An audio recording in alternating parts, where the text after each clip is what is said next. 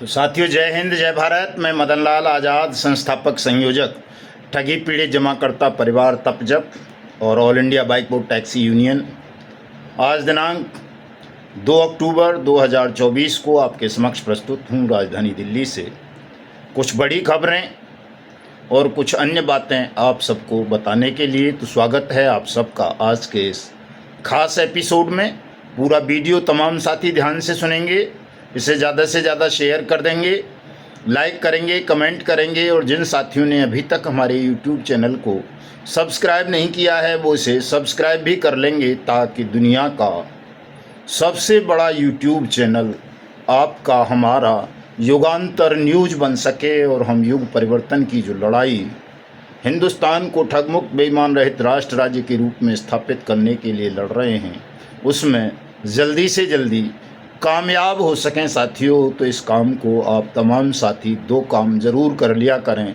एक तो मेरे प्रत्येक वीडियो संदेश को तमाम जगह जितने भी कॉन्टैक्ट्स आपके फ़ोन में हुआ करें, व्हाट्सएप पर, फेसबुक पर, उन सब पर शेयर किया करें और तमाम साथियों को बोला करें कि जिन्होंने हमारे युगांतर न्यूज़ चैनल को सब्सक्राइब नहीं किया है वो इसे सब्सक्राइब कर लें, ताकि हम मेन स्ट्रीम के मीडिया पर आश्रित ना रहें, बल्कि हमारा अपना चैनल इतना बड़ा चैनल बन जाए कि हमारे चैनल पर कही गई दिखाई गई हर बात को मेन स्ट्रीम मीडिया भी दिखाने को मजबूर हो जाए। तो बढ़ते हैं आगे। चूँकि आज विश्व अहिंसा दिवस है, उन राष्ट्रपिता महात्मा गांधी जी की जयंती है, जिनके व्यक्तित्व के समक्ष दुनिया का हर पुरस्कार छोटा पड़ गया, चाहे वो नोबल पुरस्कार हो, भारत रत्न हो, या कोई पद्मश्री, या कोई कीर्ति चक्र, या जो भी दुनिया के जितने भी पुरस्कार हैं, केवल महात्मा गांधी ऐसा व्यक्तित्व हैं जिनके व्यक्तित्व के समक्ष दुनिया का हर पुरस्कार, हर उपाधि छोटी पड़ गई साथियों। तो उस महान व्यक्तित्व का जन्म हमारे देश में हुआ, ये हमारे लिए सौभाग्य की बात है।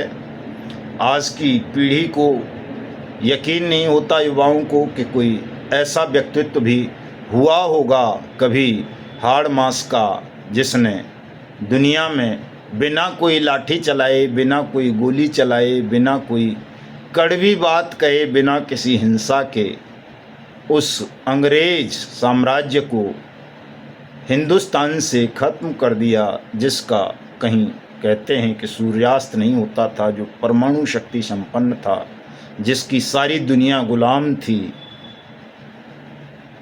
और उस अंग्रेज साम्राज्य को हमारे महात्मा गांधी जी ने बिना एक कंकड़ चलाए हिंदुस्तान छोड़ने के लिए विवश कर दिया। हिंदुस्तान को, उन अंग्रेज़ों को राजनीतिक आज़ादी देनी पड़ी गांधी जी के सत्याग्रह आंदोलन के कारण।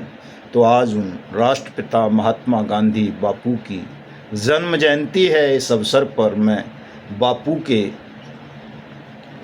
श्री चरणों में श्रद्धा सुमन अर्पित करता हूं और आप सबको इस पावन पर्व की बधाई देता हूं, शुभकामनाएं देता हूं और उम्मीद करता हूं कि जिस तरह से महात्मा गांधी ने बिना थके, बिना झुके, बिना पीछे हटे अंग्रेज शासन से हमारे देश को राजनीतिक आज़ादी दिलाई थी, उसी तर्ज पर चलते हुए लगभग चूँकि समय बहुत बीत गया है साथियों, 75 साल से भी ज़्यादा लंबा समय हो चुका है आज़ादी को। तो 75 साल में बहुत सारी चीज़ें, बहुत सारी परिस्थितियाँ, बहुत सारा समय बदल जाया करता है।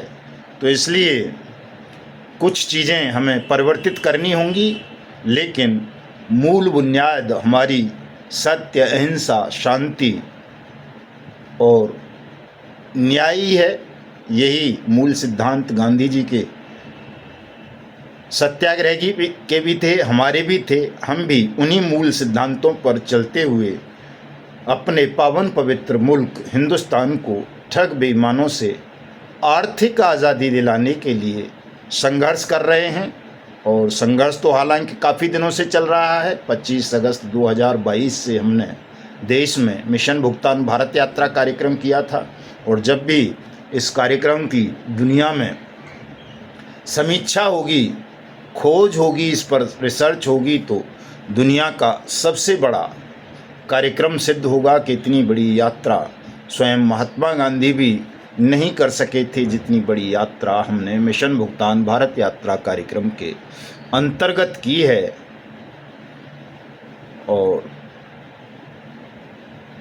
उसके बाद जो हमने सभा वगैरह की हैं उन सबको उस मिशन भुगतान भारत यात्रा कार्यक्रम में ही काउंट करते हैं, जो 1 सितंबर 2024 से लगातार हमारा अनिश्चितकालीन असहयोग आंदोलन चल रहा है। भारत की आर्थिक आज़ादी के लिए देश के 42 करोड़ से ज़्यादा ठगी पीड़ित निवेशक परिवारों की मेहनत की डूब चुकी रकम को वापस दिलाने के लिए, देश के करोड़ों निर्दोष एजेंट साथियों को सुरक्षा, सम्मान, रोजगार और पुनर्वास का अधिकार दिलाने के लिए, और भारत माता को ठग बेईमानों के खूनी पंजों से मुक्ति दिलाने के लिए, इन 3 कामों के लिए जो हमारा अनिश्चितकालीन असहयोग आंदोलन चल रहा है साथियों, आज उसका 32वां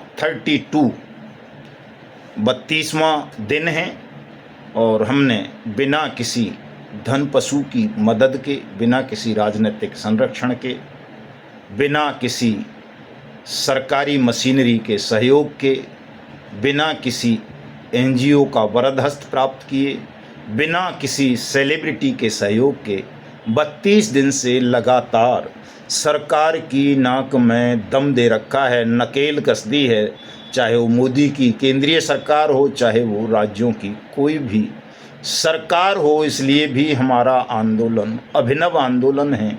दुनिया के इतिहास में कभी ऐसा नहीं हुआ है कि किसी पीड़ित वर्ग ने अपनी लड़ाई स्वयं लड़ी हो, अपने बल से लड़ी हो, और न्याय पाने के लिए वो सत्ता से इस तरह टकरा गया हो। नक्सलवादी बने हैं हमारे देश में, आतंकवादी, उग्रवादी बने हैं, और बहुत तरीके के आंदोलन हुए हैं साथियों, लेकिन ऐसा आंदोलन कोई नहीं हुआ जिसमें कि किसी की उंगली तक ना कटे, किसी एक भी साथी को जेल तक ना जाना पड़ा हो, कोई भी ऐसी जनहानि ना हुई हो आंदोलन के कारण जिस पर हमारे आंदोलन को कलंक लगे या पश्चाताप हो। ये साथियों ईश्वर की दया से हुआ है, ये प्रभु प्रसादी है। अन्यथा तो ये जालिम सरकार, बेईमान शासन हमारे कितने ही साथियों को जेल में ठूंस सकता था। उसने प्रयास भी किया, खुद मुझे ही जेल में ठूंसने का प्रयास किया। मेरे खिलाफ खुद प्रधानमंत्री ने फर्जी मुकदमा दिल्ली पुलिस से दर्ज करवाया। दिल्ली में 20 अप्रैल 2023 को, सबको पता है आपको, इनकाउंटर कराने तक का प्रयास किया। हमारे बहुत सारे साथियों को पुलिस थानों में बुलाया गया, उनके खिलाफ मुकदमे दर्ज करने का प्रयास किया, जेल भेजने का प्रयास किया, लेकिन ईश्वर की कृपा से, नारायण की असीम अनुकंपा हम सबके ऊपर रही कि सरकार, ये बेईमान शासन चाह कर के भी ना हमें जेल भेज सका, ना हमारे किसी साथी का इनकाउंटर करा सका, ना हमारे किसी साथी की ठग या बेईमान हत्या करवा सके। एक ऐसा सुरक्षा कवच हमें परमात्मा ने उपलब्ध कराया कि हम समूचे बेईमान सिस्टम और ठग साम्राज्य से टकरा गए। और 22 दिनों से तो हमारे साथी भिन्न भिन्न स्थानों पर, सैकड़ों स्थानों पर लगातार टकरा रहे हैं शासन से, और कहीं कोई चूं भी नहीं करता, इक्का दुक्का जगहों को छोड़ दें। तो मैंने कहा था साथियों कि बिना किसी इन्फॉर्मेशन के, बिना किसी परमिशन के हम गांधी जयंती के अवसर पर 2 अक्टूबर को पूरे देश में सांसदों का घेराव करेंगे। और आज वो घेराव का कार्यक्रम भी आपका सफल रहा, कहीं से कोई पत्ता तक नहीं खड़का। हर जगह हर सांसद को हमारे साथियों ने निर्भयता पूर्वक अपने ज्ञापन दिए और वो नारा बुलंद किया जो दुनिया के आंदोलनों के इतिहास में एक अद्भुत नारा है। क्या? भुगतान करो या सत्ता छोड़ो, ठग बेईमानो भारत छोड़ो। इस नारे को सुन के साथियों शासन और विपक्ष में बैठे लोगों के हृदय फट जाते हैं। वो दिखाते नहीं, अपनी पीड़ा व्यक्त नहीं कर पाते, वो अलग बात है। बाकी उनके कलेजों में, दिल में हजारों अनगिनत छेद हो गए इस नारे को सुन सुन के, पढ़ पढ़ के। और आपने वो नारा इतना बुलंद कर दिया है कि आज तमाम सांसदों के घरों में, दफ्तरों में यही नारा गूंजता रहा है और अब सब सांसदों ने सिर झुकाकर आपके ज्ञापन लिए हैं, आश्वासन दिए हैं कि आपकी इस पीड़ा को, दर्द को वो पार्लियामेंट में उठाएंगे, सरकार तक पहुंचाएंगे। एक सांसद ने तो पत्र भी लिख दिया है आज ही, शायद वो बांदा के सांसद हैं, मुझे नाम याद नहीं आ रहा, हमारे जिला अध्यक्ष कमलेश भाई ने वो पत्र भेज रखा था सांसद महोदय का। तो तमाम सांसद ऐसे पत्र प्रधानमंत्री को, वित्त मंत्री को, अपने राज्यों के चीफ मिनिस्टर्स को और संबंधित अधिकारियों को भेजेंगे। आपकी जीत होगी, कानून लागू होगा, आपका भुगतान होगा, सबको सुरक्षा, सम्मान, रोजगार, पुनर्वास का अधिकार मिलेगा और हिंदुस्तान ठग मुक्त बेईमान रहित राष्ट्र राज्य भी बनेगा। साथियों, ये लगभग तय है, आपका भुगतान तय हो चुका है आज के कार्यक्रम से।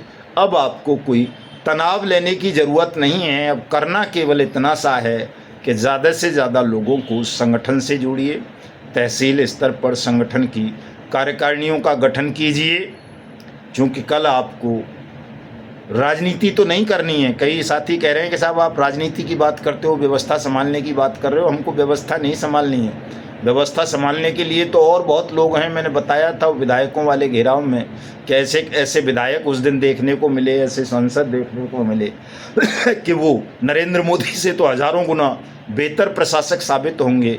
किसी योगी और भजनलाल शर्मा से या नीतीश से या अरविंद केजरीवाल से करोड़ों गुना बेहतर चीफ मिनिस्टर सिद्ध हो सकते हैं। ऐसे ऐसे विधायक और ऐसे ऐसे सांसद हमारे देश में वर्तमान में भी मौजूद हैं। और आज तो एक और राजनीतिक क्रांति हो गई है। बिहार की राजधानी पटना में जो प्रशांत किशोर हैं, उन्होंने जन स्वराज नाम की राजनीतिक पार्टी की स्थापना कर ली है, जिसमें मनोज भारती जो IFS हैं, विदेश सेवा में रहे, बहुत पढ़े लिखे योग्य व्यक्ति हैं, उनको उसका कार्यकारी अध्यक्ष बनाया है। तो जो राजनीति करेंगे वो सत्ता में जाने के लिए ही करेंगे, जाहिर सी बात है। लेकिन साथियों, जो राजनीति में रहेगा उसे जेब कतरों से भी वोट तो मांगना ही पड़ेगा। ये भी कटु सत्य है। और इस कटु सत्य को जान कर के ही मैं हमेशा ये कहता हूँ कि हम निगरानी का काम करें, विजिलेंस का काम करें। हम सीधे सीधे राजनीति ना करें, सत्ता में जाने की बात ना करें। सत्ता में जो भी जाए, लेकिन हम समाज को इतना जागरूक, इतना मजबूत कर दें कि सत्ता में अगर कोई चोर, जेब कतरा, ठग, लुटेरा, बेईमान, शिक्षित, अशिक्षित, अनपढ़, कुपढ़, गधा कोई भी चला जाए, भगोड़ा चला जाए, मोदी जैसा, अमित शाह जैसे अपराधी चले जाएं, कोई फर्क नहीं पड़ता। अगर समाज जागरूक है, राष्ट्र जागरूक है, एकजुट है, तो हम अपराधियों पर भी जो सत्ता में पहुंचकर अपराध करने का प्रयास करेंगे, उन पर नकेल कर सकते हैं, उनको नियंत्रित कर सकते हैं, उनको सत्ता से हटाकर फेंक सकते हैं। अगर वो न्याय में, न्याय के हित में, लोक कल्याण के लिए, राष्ट्र हित के लिए काम नहीं करेंगे, तो ऐसा समाज हमें बनाने की आवश्यकता है। साथियों, ऐसा राष्ट्र हमें बनाने की आवश्यकता है। राजनीति में जाकर, शासन में जाकर आप कोई बेहतर समाज का, बेहतर राष्ट्र का निर्माण नहीं कर सकते। सत्ता में जाके आप सड़कें अच्छी बना सकते हो, ट्रेनें अच्छी बना सकते हो, स्कूल अच्छे बना सकते हो, अस्पताल अच्छे बना सकते हो, अपने जीवन को अच्छा बना सकते हो और कुछ चीज़ें कर सकते हो। लेकिन अगर राष्ट्र का कल्याण करना है, राष्ट्र को मजबूत करना है, समाज को जागरूक करना है, इसमें इतनी चेतना पैदा करनी है, इसको ईमानदार बनाना है, देशभक्त बनाना है तो ये काम राजनीति से बाहर रह के ही किया जा सकता है। और इसलिए हमने अपने संगठन को राजनीति से बाहर रखने का निर्णय लिया है, ताकि हम हिंदुस्तान को एक नया जीवन दर्शन दे सकें, यहाँ एक ऐसे राष्ट्र को पुनर्जीवित कर सकें जो ठग ना हो, बेईमान ना हो, चोर ना हो, जार ना हो, लबार ना हो।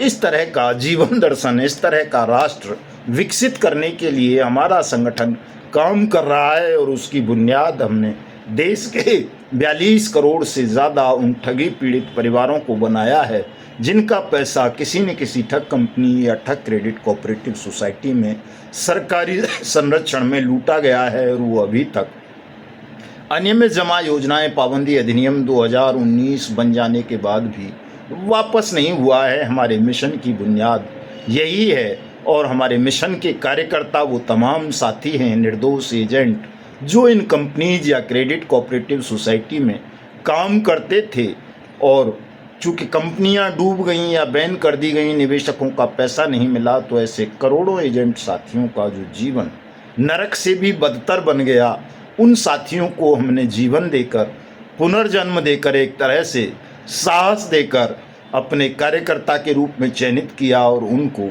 देश की आर्थिक आज़ादी के लिए लड़ने को तैयार किया। वो सब आज लड़ रहे हैं। ये भी हमारे लिए गर्व की बात है कि हमने मुर्दा लोगों को जीवित करके एक बड़ा संगठन, राष्ट्रव्यापी संगठन देश में बनाया है। कई लोग कहते हैं डर नहीं लगता, मैं इसीलिए नहीं डरता हूँ कि मैं तो खुद मुर्दा हूँ, मेरे ज़्यादातर साथी मुर्दा हैं, तो हमको कोई क्या करेगा, किससे डरे, मार ही तो देगा। तो हम तो पहले से मुर्दे हैं भाई, पहले से मरे हुए हैं, इसलिए हमको डर नहीं लगता किसी मोदी से, न किसी अमित शाह से, न किसी राहुल गांधी से, न किसी अखिलेश से, न लालू से, न नीतीश से, न ममता से, न किसी अरविंद से, न किसी दूसरे से, न किसी ठग से, न माफिया से, न बेईमान से। तो डरने का तो सवाल ही पैदा नहीं होता साथियों, चूँकि हमने तो मुर्दों का संगठन बनाया है। हम तो सब मुर्दे थे, और आज अगर हम लड़ रहे हैं तो ईश्वर की कृपा से लड़ रहे हैं, अपने सत्य, न्याय और कानून के बल से लड़ रहे हैं। हमें किसी मोदी की दया नहीं चाहिए, किसी राहुल गांधी की दया नहीं चाहिए, किसी केजरीवाल और किसी अखिलेश की दया नहीं चाहिए। हमें चाहिए तो केवल और केवल अपना भुगतान की गारंटी के अधिकार चाहिए, भुगतान चाहिए। हिंदुस्तान ठगमुक्त बेईमान रहित राष्ट्र चाहिए। इसके लिए हमारी लड़ाई है और इसे हम लेकर के रहेंगे।